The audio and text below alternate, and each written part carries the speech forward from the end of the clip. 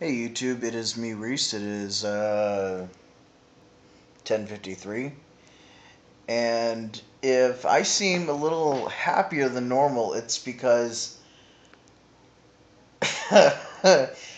um yeah, and excuse the hair. I just got out of the shower, so this is me like freshly clean and all this other stuff. Still got the mohawk going on. Yeah, still rocking it.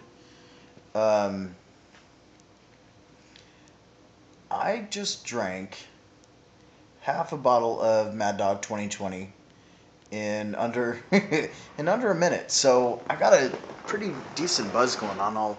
I'll show you the bottle of which one I ended up getting. Uh, I've had it for I've had it for about a week, but that's it. It's the kiwi strawberry, and yeah, it's the big. Can't even tell really what the size on it is, but it's 13% alcohol by volume, and it's to be served cold. So I may just keep the bottle just because I collect bottles. That's kind of my thing. So if any of you out there have any cool looking alcohol bottles, let me know, and I will give you my address so that way you can send it to me. Um, yeah, that's kind of one of the things I do. And my neck looks really fat right here. Better angle. Woo!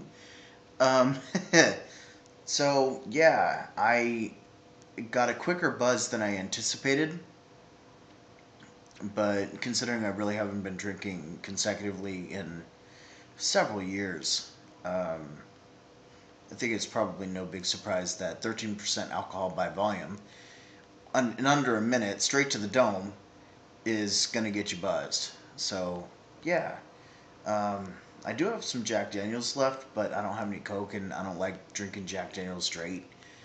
In shots, yes, but just straight out of the bottle, not my thing.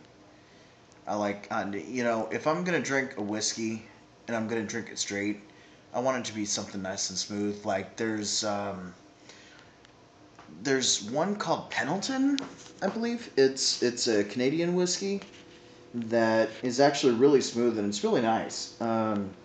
If anyone knows how to get Pendleton, let me know. I would definitely be willing to invest in some. Um, when I was living back up in Oregon, we went to a place called McMinimans, and McMinimans has bomb drinks. Um, Probably the nastiest I've ever had was a dirty Mexican. It's a shot of tequila and some other stuff and like a drop of sour cream or something like that. Because the sour cream, I guess, supposedly curdles. I don't know. I was kind of drunk when I did that shot a couple years back. Um, but I really love hard cider. Hard cider and me get along great. Like, really, I have a high tolerance for alcohol. And I can drink just about anything under the sun without getting drunk. Now, I'm buzzed right now, yes, I'm definitely buzzed, but I'm not drunk.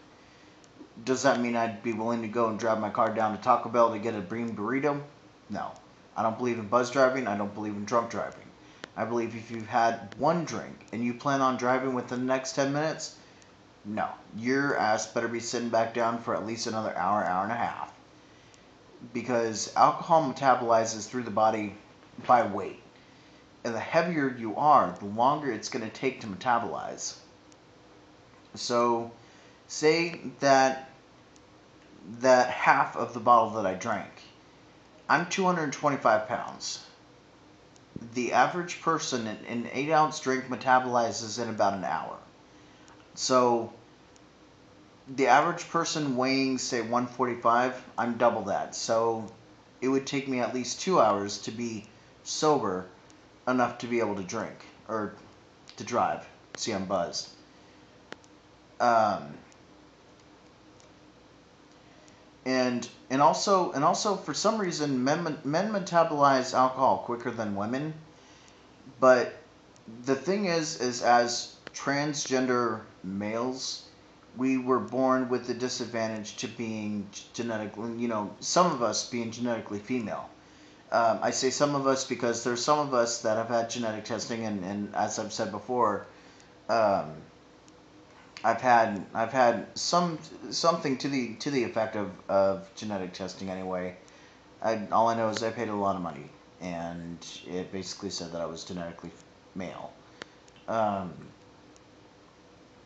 Most biological women are at the disadvantage that it takes up to 2 times longer, or at least 1.5 times longer, to metabolize alcohol than it does a guy. You give a guy an 8 ounce, a 6 or an 8 ounce thing of beer, it takes him about an hour to metabolize. You give that same drink to a woman, it can take up to an hour and a half to 2 hours to metabolize. And going by that, with that with that amount of alcohol that I just drank, I'm guessing was probably about 16 ounces. Um, so that would take up to 4 hours if you're actually going to go in and do all the mathematics and everything. It would take up to 4 hours for me to be safely sober enough to drive, which is what I would stick by. Um,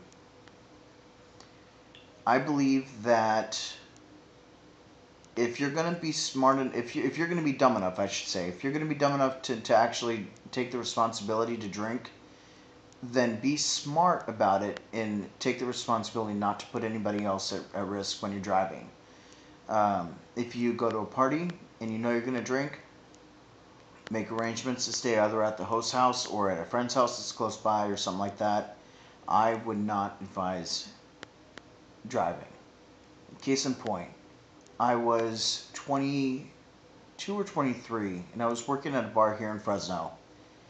And it was one of my off days, and I came in to work for fun. I got blitzed. I mean, blitzed. I came into work at 9 o'clock in the evening, left work at 2 o'clock in the afternoon. Like I said, I wasn't on shift, but I drank so much to the point to where I did not remember leaving the bar, getting home, stopping at Taco Bell, getting a bean burrito and a kid's meal, I should say, and waking up at my parents' house wondering how the hell I got there. That is the day that I absolutely quit drinking to that extent. I have a drink every now and then.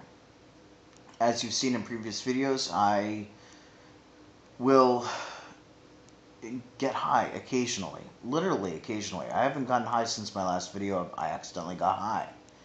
Um, I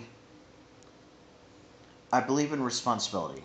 And that night when I drove home and I didn't know how I got there, I said to myself, I will never, ever drink and drive again.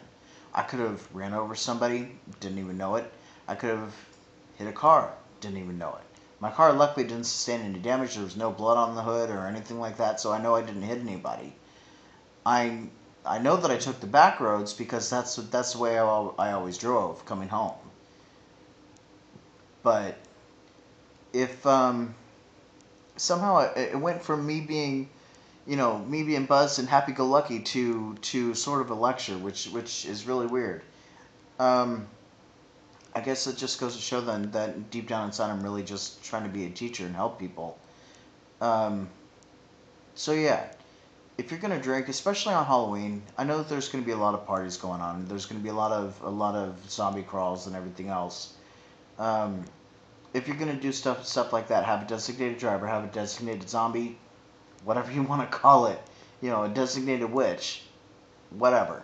Just make sure that there's somebody that's designated that's gonna drive for you. Be safe about it. Don't put anybody else's kids at risk. Don't put yourself at risk. Just go out and have a good time. And if you're at home drinking, cool. Don't go beat up on anybody. Don't decide to beat up on a family cat or your girlfriend or your boyfriend or anything else. Just have a few drinks, mellow out, relax. Enjoy your time with your family, because some of us don't have that. Because I'll tell you right now, that right there, all of that is my family. That's my family. Because my mom and my dad, they live over on the other side of town. My brother, he lives on the other side of town. He lives in the boondocks. Some of us don't have that luxury. Cherish what you got. Okay? Alright. And as always, be good to yourself. Be good to everybody else. Peace out.